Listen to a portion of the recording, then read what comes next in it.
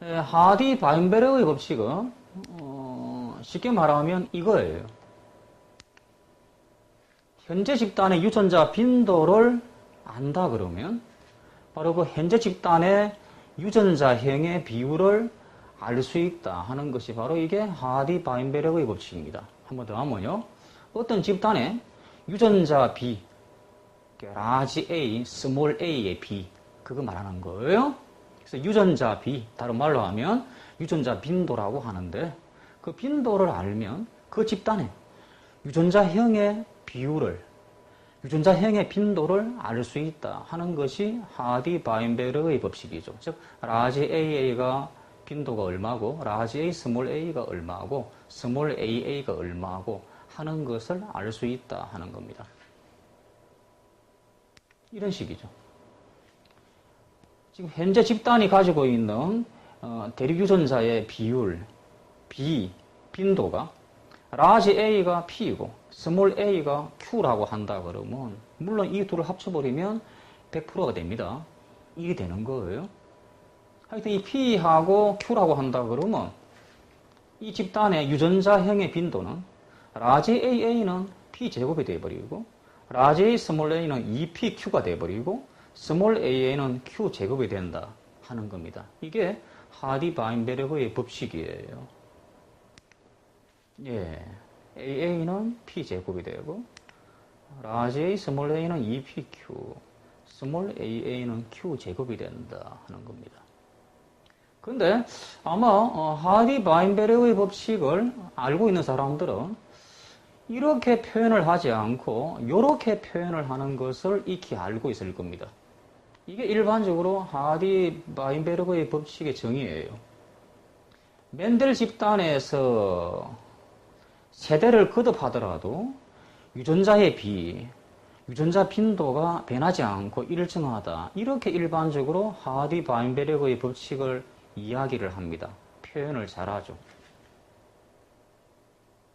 하지만 이걸 바로 멘델 집단에서 하지만 이걸 다르게 해석하면 지금 말했듯이 유전자 빈도를 알면 그 집단의 유전자형의 비율, 빈도를 알 수 있다.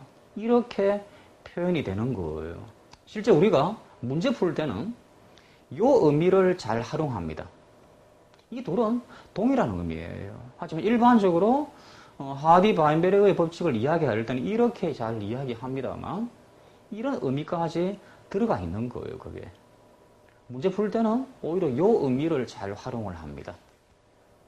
자, 그러면 이제 왜 이러냐 하는 거를 이제 차근차근히 알아볼게요.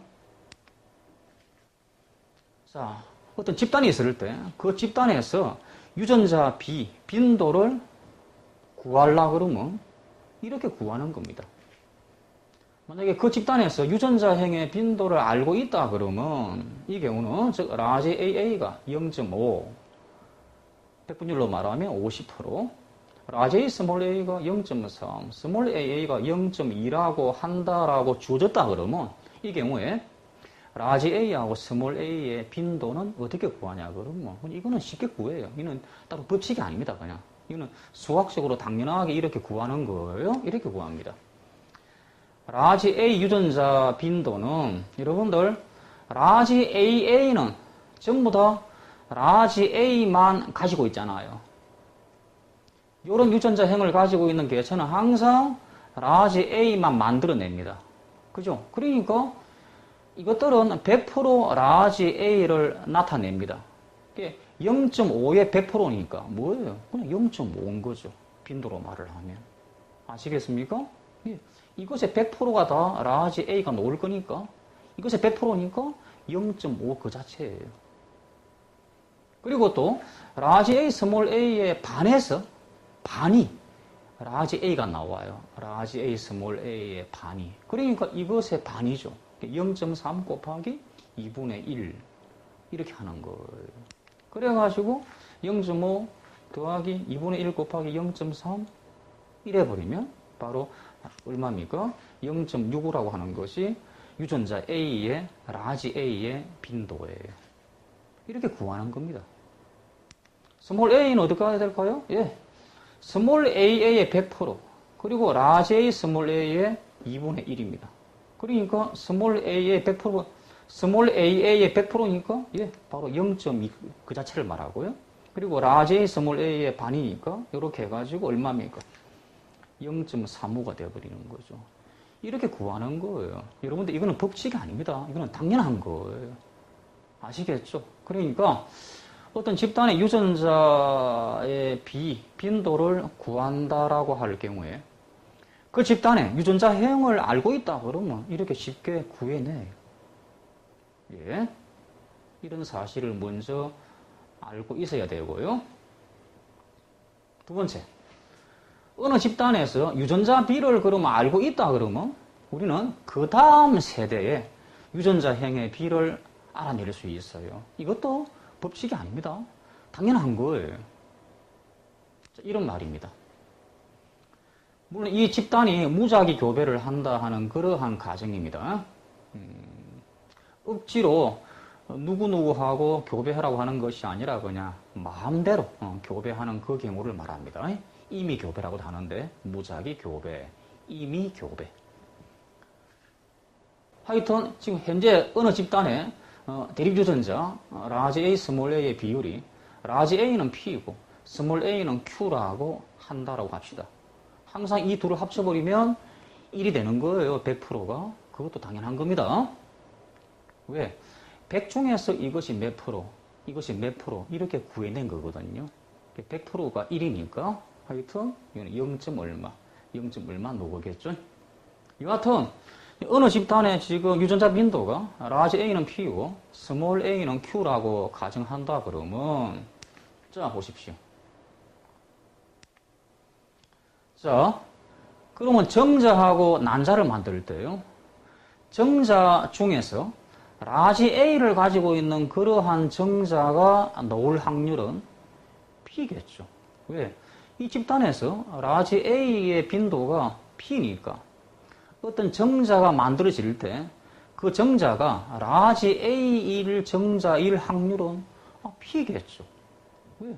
집단에 지금 라지 A의 비율이 P니까 어떤 정자가 라지 A를 가질 빈도, 확률도 당연하게 P가 되는 거예요. 그리고 스몰 A를 가지고 있는 정자가 나올 확률, 빈도는 Q가 되는 거죠. 당연한 겁니다. 마찬가지로 난자 역시 라지 A를 가지고 있는 난자가 나올 확률, 빈도는 P가 될 거고 스몰 A는 Q가 될 겁니다. 이해되시겠습니까? 그러면 이제 다음 세대를 만들어내기 위해서 정자하고 난자가 만나야 되겠죠? 이렇게 만나버리면 바로 이런 개체가 나오고 이 개체의 빈도가 P제곱이 되는 겁니다. 이해되시겠습니까? 그 다음에 라지 A, 스몰 A 그리고 라지 A, 스몰 A가 생기는 거죠. 그러면 라지 A, 스몰 A가 나올 빈도 그거는 두 개를 합쳐버리면 되니까 둘 다 라지 A, 스몰 A니까 2PQ가 되는 거예요. 그리고 스몰 AA가 나올 빈도, 확률은 Q제곱이 되는 겁니다. 이런 식으로 라지 AA는 P제곱이고 라지 A, 스몰 A는 2PQ고 스몰 AA는 Q제곱이 된다 하는 거죠. 어느 집단의 유전자 빈도를 안다 그러면 그 다음 세대 집단에서 유전자행의 비를 바로 알 수 있어요. 여러분들 이것도 특별한 법칙 아닙니다. 그냥 당연한 거예요, 여러분들. 아시겠나요? 예. 세 번째, 어느 집단의 유전자 비를 알고 있다 할지라도 다음 세대가 아니라 현재 집단의 유전자행의 비는 알 수가 없어요. 우리가 알 수 있는 것은 교배를 해가지고 그 다음 세대 집단의 유전자형의 비를 알 수 있는 거지. 현재 그 집단의 유전자형의 비는 알 수는 없어요. 지금 현재 집단의 유전자의 비를 알고 있다 할지라도 현재 집단의 유전자형의 비는 알 수 없다니까요. 그건 수학적으로 불가능해요. 우리가 아는 것은 그 다음 세대 집단의 유전자형의 비를 알 수 있는 거죠. 유전자형의 비율을. 자, 무슨 말인 거 알겠습니까? 예. 자, 지금 이렇게 유전자 비가 나왔다 그러면 우리가 알 수 있는 것은 교배를 통해서 그 다음 세대 유전자형의 B가 이거다는 걸 알 수 있는 거죠. 지금 요 유전자 B가 나온 현재 집단의 유전자형의 B는 알 수가 없습니다. 이걸 어떻게 알아요? 모릅니다, 여러분. 그런데요, 이 집단이 맨델 집단이라고 한다 그러면 현재 집단의 유전자형의 B를 알 수가 있어요. 이게 바로 하디-바인베르그의 법칙입니다. 원래는 현재 집단의 유전자형의 B는 알 수가 없는 건데 만약에 이 집단이 맨델 집단이라고 한다 그러면 알 수 있다라고 하는 거죠. 그렇다 그러면 이걸 알 수 있다는 겁니다. 이때 다음 세대 유전자형의 B를 구하듯이 구하면 된다 하는 겁니다. 그게 바로 하디-바인베르그의 법칙이에요. 그러니까 역시 이 경우 라지 AA P제곱, 라지 A 스몰 a 2PQ, 스몰 AA Q제곱으로 하면 된다는 겁니다. 그러면 맨델 집단이 도대체 뭐냐 하는 겁니다. 자, 이겁니다. 어느 집단에서 자연 선택이 일어나지 않고 도론 변이가 일어나지 않고 다른 집단과의 이입이나 이출, 즉 이주가 일어나지 않고 집단의 크기가 아주 커가지고 우연적 사건에 의해서 화재나 또는 자연 재앙이나 이런 것이 일어나더라도 워낙 집단이 크기 때문에 그 집단의 일부가 죽어도 별로 그렇게 영향을 받지 않는 것이 바로 이 경우예요. 그런데 이게 바로 뭐죠? 즉 유전적 부동이 영향을 끼치지 않는 그걸 말합니다. 집단이 작아버리면요, 자연재해로 일부가 죽어버리면 그 일부의 비율이 워낙 크기 때문에 집단 전체의 유전적 구성에 큰 변화가 와요. 하지만 집단이 아주 크다 그러면 자연재해로 일부가 죽어도 집단 전체의 유전자 구성은 별로 변하지 않는 겁니다. 그래서 바로 이 말이 유전적 부동이 일어나지 않는다 그 뜻이에요. 아시겠습니까? 그리고 이제 교배가 자유롭게 무작위적으로 일어날 때, 즉 이미 교배가 일어날 때, 즉 여러분들 자연선택, 도론변이, 이주, 유전적 부동, 바로 이런 것들이 바로 집단의 유전적 구성에 변화를 주는 그 요인이에요. 즉 집단의 유전적 구성에 변화를 주는 요인, 즉 집단의 유전자 B에 변화를 주는 요인을 막아버리면 집단의 유전자 구성, 유전적 구성, 유전자 빈도에 변화를 주는 요인을 차단시켜버린 그러한 집단, 그 뜻입니다. 아주 이상적인 집단이죠. 여러분들 집단에서 자연 선택이 일어나지 않을 수 있습니까? 도론변이 일어나지 않을 수 있습니까? 일어나게 돼 있는데 그런 것이 일어나지 않는 이상적인 환경에 놓인 집단, 우리는 그거 보고서 맨델 집단이라고 하는 겁니다. 맨델 집단.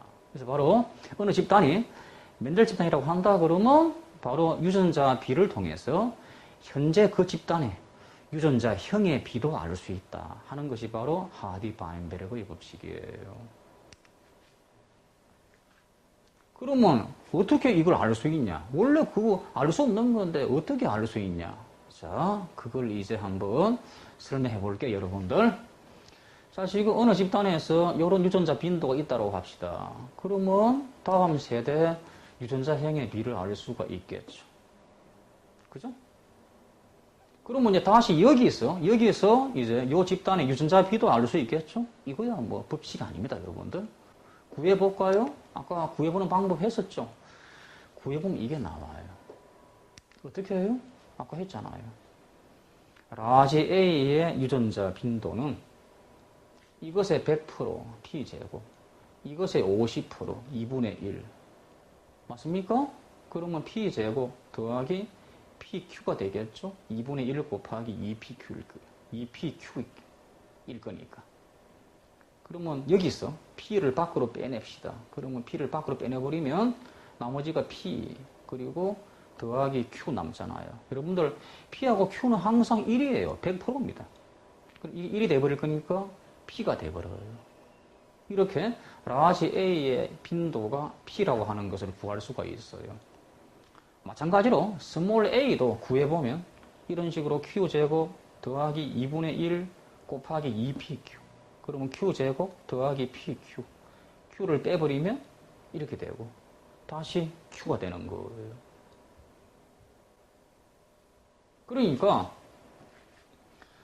이 집단이 멘델 집단이라고 한다 그러면 이 집단의 유전자형의 빈도가 변하지 않고 가만히 있는 거예요.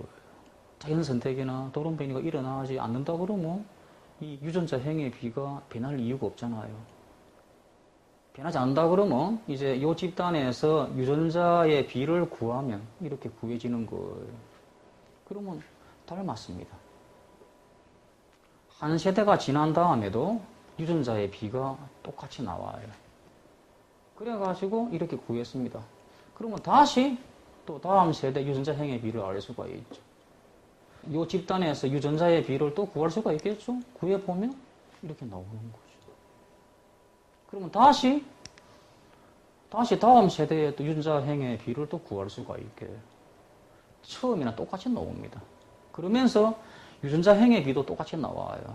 그러니까 세대가 지날수록 뭐 유전자의 비가 변하는 것이 아니라 계속해서 유지가 되고 더 나아가서 유전자형의 비도 유지가 된다는 겁니다. 어떤 과정에서요? 예, 바로 이러한 과정에서. 예. 근데 만약에 이 집단이 자연 선택이 일어나거나 돌연 변이가 일어난다 그러면 이 비가 유지가 안 되겠죠.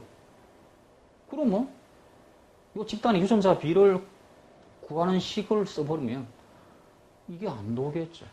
유전자의 비가. 안 그래요? 왜? P제곱이 아니고 2PQ가 아니고 Q제곱이 아니라고 한다면 이 유전자의 비가 이렇게 안 나오겠죠. 이것이 계속해서 일정하게 유지가 되는 그런 조건에서 이게 나오는 거잖아요. 그러니까 어느 집단이 멘델 집단이 아니라 그러면 유전자의 비는 이거하고 달라져 버려요. 그러면 결국에 유전자형의 비도 달라져 버리겠죠. 그러니까 멘델 집단이 아니라 그러면 다음 세대의 유전자 빈도가 일정하게 유지가 되지 못하고 유전자형의 빈도도 변하게 된다. 이해되겠죠?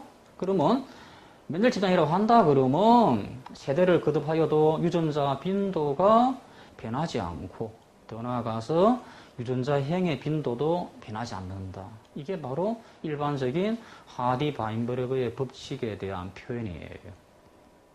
아시겠습니까?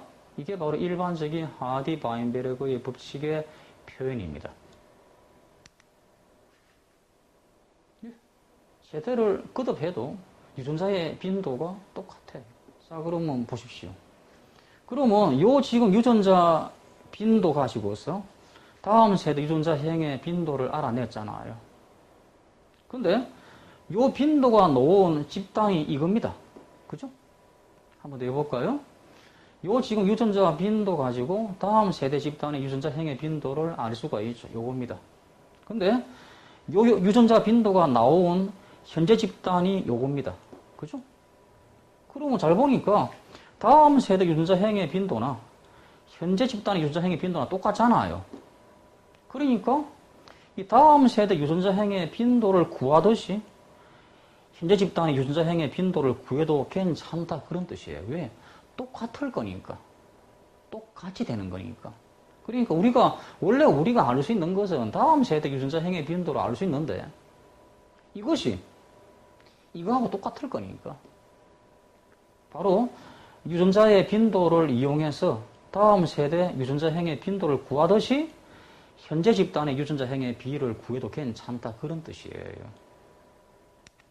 이해되시겠습니까? 원래는 이렇게는 모릅니다. 모르는 거예요. 물론 이거는 알 수가 있죠. 이 화살표는 유전자형의 비가 주어지면 유전자의 비는 알 수가 있어요. 하지만 반대는 알 수가 없습니다. 여기서 이쪽은 가능하다는 거죠. 근데 요거는 알 수 없는데 요 집단이 멘델 집단이라고 한다 그러면 알 수 있다는 겁니다. 요것도 뭐죠? 바로 이거다. 그냥 이거 구하듯이 하면 된다는 겁니다. 이게 바로 하디-바인베르그의 법칙이죠. 이해되시겠습니까? 예. 그래서 일반적으로 하디-바인베르그의 법칙을 세대가 지나도 유전자의 비가 변하지 않는다라고 일반적으로 표현하는데 그걸 또 다르게 말하면 유전자 B로 현재 집단의 유전자 행의 비율을 구할 수 있다. 그거예요. 그게 일반적으로 문제 풀 때는 더 잘 활용이 되는 겁니다. 아시겠나요? 자, 붕꽃이라고 하는 그 꽃 있죠. 하단에 심겨져 있는 붕꽃. 특히 유전 문제로 잘 나오는 거죠. 붕꽃. 붕꽃에는 붉은 꽃이 있고 흰 꽃이 있고 그리고 분홍 꽃이 있다 하는 말 들어보셨나요? 이때 또 분홍 꽃이 바로 중간 유전이라고 하는 것도 알고 있습니까? 우열의 차이가 없는 그러한 유전 현상이죠. 하여튼 보니까 붉은 색깔이 꽃이 600개, 분홍 꽃이 300개, 흰 꽃이 100개로 조사되었다. 이 무리에서 꽃 색깔 유전자의 빈도를 구하시오. 이렇게 나왔습니다.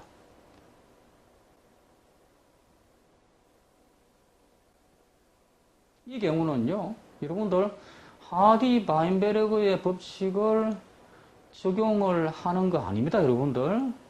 무작정 하디-바인베르그의 법칙 적용하는 거 아닙니다. 그 법칙을 적용하려고 그러면 맨델 집단이라고 하는 것이 주어져야 돼요. 이 경우에 하디-바인베르그의 법칙을 적용을 한다 그러면 여러분들 자, 흰 꽃이 열성이다는 거는 알고 있어야 되는 그런 문제입니다. 그리고 붉은 꽃이 우성이고 하지만 이 붉은 거하고 흰 거에서는 우열의 차이가 없다는 것까지 알고 있어야 되는 그런 문제입니다. 그러면 흰 꽃이 100개니까 흰 꽃의 빈도가 얼마입니까? 유전자 행의 빈도가 전체 몇 개입니까? 600, 300, 100이니까 전체 1000이죠. 맞습니까? 그러면 흰 꽃이 100개니까 빈도가 얼마가 돼요? 10분의 1입니다. 만약 이걸 하디-바인베르의 법칙으로 하려고 그러면 이 값이 뭐가 되어야 돼요? 이거니까 Q제곱이 되어야 되는 거죠. 그러면 Q제곱은 10분의 1. 이것이 루트로 세워서 때 떨어져 나와요? 안 떨어져 나옵니다. 이 경우는 맨델 집단이라고 하는 그 조건이 주어지지 않았기 때문에 이렇게 해서 풀면 이상스럽게 나오는 겁니다. 이상하게 루트가 안 벗겨져 버려요. 이게 100분의 1 그러면 Q가 10분의 1 될 것 같은데 10분의 1을 루트로 씌워보면 루트 10분의 1 나와버리면 계산이 엄청 이상해져 버려요. 그래서 이렇게 푸는 게 아니고 그냥 이거는 법칙을 적용할 필요 없이 지금 막 언급했듯이 바로 이겁니다. 법칙이 필요 없는 그런 거예요. 그러면 지금 붉은 색깔이 600개죠. 그럼 빈도가 1000분의 600입니다. 그럼 얼마입니까? 10분의 6이니까 0.6이 되는 거죠. 맞습니까? 그리고 라제이 스몰 a, 바로 분홍꽃이 이런 타입이죠. 이것도 먼저 알고 있다라고 가정해가지고 문제를 낸 겁니다. 그럼 이것이 지금 전체 중에서 몇 개입니까? 300이죠. 그러면 10분의 3이고 0.3이 나옵니다. 스몰 AA가 흰 꽃인데 이것이 10분의 1 나왔잖아요. 그러면 결과 0.1이 되는 겁니다. 그러면 라지 A의 빈도는 뭡니까? 이것의 100%, 0.6. 요것의 50%입니다. 2분의 1입니다. 0.3 곱하기 2분의 1. 스몰 a는 요것의 100%입니다. 0.1의 100%. 그리고 또 0.3의 50%예요. 2분의 1. 이렇게 구해버리면 되는 거예요. 그럼 이 값이 얼마입니까? 0.75. 그럼 이걸 구할 필요는 없어요. 왜? 합쳐버리면 1이 돼야 되거든요. 0.25가 나옵니다. 당연하게. 아시겠습니까? 네. 이렇게 구하는 거예요. 아시겠습니까? 그래서 무턱대고 하디-바인베르그의 법칙을 적용하려고 하는 아이들이 있던데 그거는 하디-바인베르그의 법칙이 어떻게 나오는가 알지를 못하는 학생들이죠. 지금 제가 수업을 했던 거를 이해했다 그러면 이 경우는 그냥 써먹으면 돼요. 일반적인 그러한 수학적인 방식으로 하는 겁니다.